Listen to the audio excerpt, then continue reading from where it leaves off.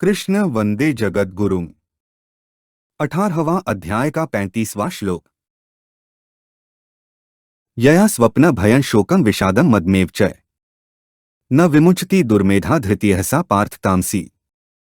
ऊपर कहे गए श्लोकों का अर्थ है, हे पार्थ, दुष्ट बुद्धि वाला मनुष्य जिस धृति के द्वारा निद्रा, भय, चिंता, दुख और घमंड को भी नहीं छोड़ता, वह धृति तामसी है। यया स्वप्न भयं सा पार्थ तामसी का अर्थ है, तामसी धारण शक्ति के द्वारा मनुष्य ज्यादा निद्रा, बाहर और भीतर का भय, चिंता, दुख और घमंड इनका त्याग नहीं करता, प्रत्युत इन सब में रचा पचा रहता है। वह कभी ज्यादा नींद में पड़ा रहता है, कभी मृत्यु, बीमारी, अपयश, अपमान, स्वास्थ्य, धन आदि के भय से भयभीत होता रहता है, कभी शोक चिंता में डूबा रहता है, कभी दुख में मग्न रहता है और कभी अनुकूल पदार्थों के मिलने से घमंड में चूर रहता है। निद्रा, भय, शोक आदि के सिवाय प्रमाद, अभिमान, दंभ, द्वेष, ईर्ष्या आदि दुर्गुणों को तथा हिंसा, दूसरों का अपकार करना, उनको कष्ट देना, उनके धन का किसी तरह से अपहरण करना आदि दुराचों को भी एव च पदों से मान लेना चाहिए। इस प्रकार निद्रा, भय आदि को और दुर्गुण दुराचारों को पकड़े रहने वाली अर्थात उनको न छोड़ने वाली धृति तामसी होती है।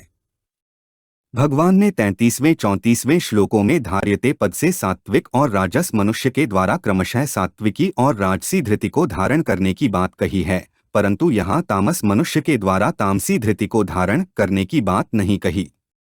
कारण यह है कि जिसकी बुद्धि बहुत ही दुष्टा है, जिसकी बुद्धि में अज्ञता, मूर्ता भरी हुई है, ऐसा मिलन अंतःकरण वाला तामस मनुष्य निद्रा, भय, शोक आदि भावों को छोड़ता ही नहीं, वह उनमें स्वाभाविक ही रचापचा रहता है।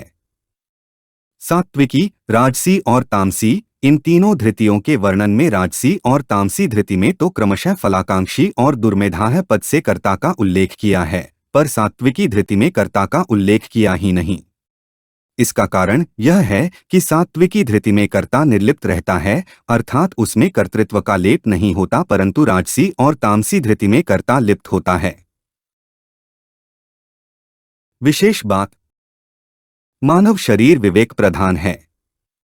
मनुष्य जो कुछ करता है उसे वह विचारपूर्वक ही करता है।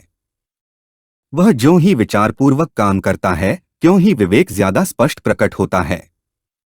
सात्विक मनुष्य की धृति यानी कि धारण शक्ति में यह विवेक साफ साफ प्रकट होता है कि मुझे तो केवल परमात्मा की तरफ ही चलना है।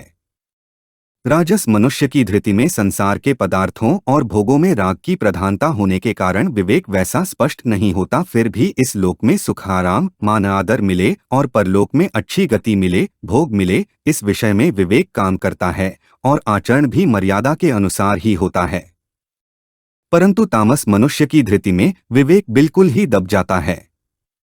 तामस भावों में उसकी इतनी दृढ़ता हो जाती है कि उसे उन भावों को धारण करने की आवश्यकता ही नहीं रहती। वह तो निद्रा, भय आदि तामस भावों में ही रचापचा रहता है। पारमार्थिक मार्ग में क्रिया इतना काम नहीं करती जितना अपना उद्देश्य काम करता है। स्थूल क्रिया की प्रधानता स्थूल शरीर में, चिंतन की प्रधानता सूक्ष्म शरीर में और स्थिरता की प्रधानता कारण शरीर में होती है। यह सब क्रिया ही है।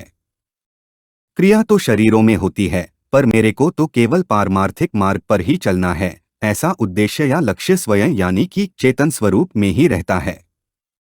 स्वयं में जैसा लक्ष्य होता है उसके अनुसार स्वतः क्रियाएं होती हैं। जो चीज स्वयं में रहती है वह कभी बदलती नहीं। उस लक्ष्य की दृढ़ता के लिए सात्विकी बुद्धि की आवश्यकता है और बुद्धि के निश्चय को अटल रखने के लिए सात्विकी धृति की आवश्यकता है। इसलिए यहाँ 30वें से 35वें श्लोक तक कुल 6 श्लोकों में 6 बार पार्थ संबोधन का प्रयोग करके भगवान साधक मात्र के प्रतिनिधि अर्जुन को चेताते हैं कि पृथानंदन, लौकिक वस्तुओं और व्यक्तियों के लिए चिंता न करके तुम अपने लक्ष्य को दृढ़ता से धारण किए रहो। अपने में कभी भी राजस्ताम स्वभाव न आने पाए, इसके लिए निरंतर सजग रहो। हमारे चैनल को सब्सक्राइब करें। अगर यह वीडियो आपको अच्छी लगी तो वीडियो को लाइक करें, वीडियो को अपने दोस्तों के साथ शेयर करें, अपने सुझाव हमें कमेंट करके बताएं। जय श्री कृष्णा।